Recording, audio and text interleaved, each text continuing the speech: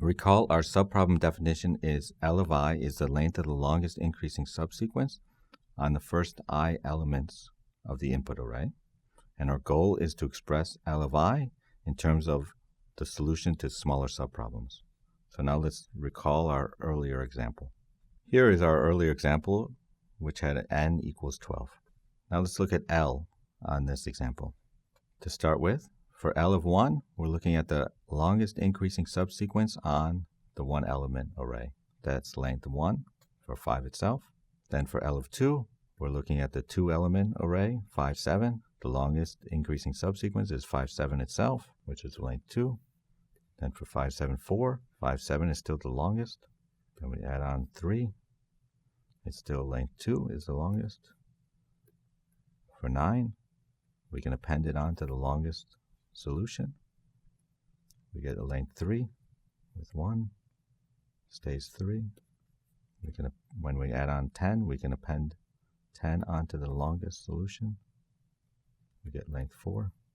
Now let's pay attention to the case I equals 9. What is L of 9? Well, we cannot append on 8 onto the end of this current longest solution.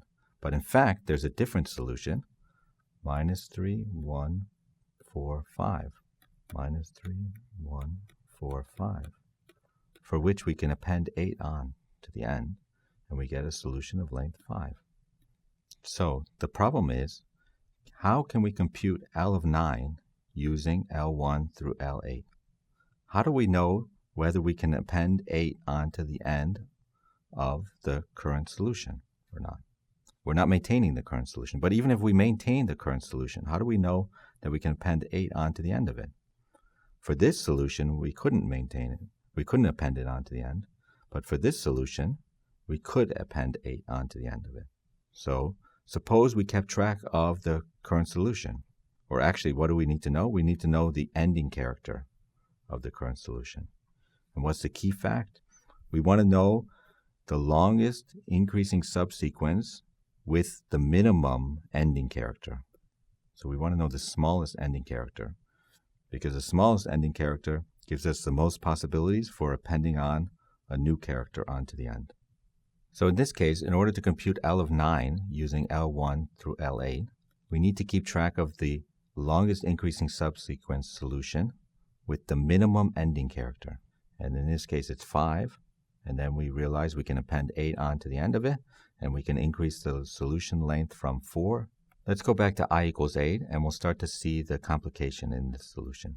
Previously, our solution was 5, 7, 9, 10. But actually, with our new formulation, what we want to maintain is minus 3, 1, 4, 5, because this is also of length 4, and it ends in a smaller character. But now let's go back to I equals 7. For I equals 7, the longest increasing subsequence is 5, 7, 9, 10. But note, when I equals 8, we need to have this sequence minus 3, 1, 4.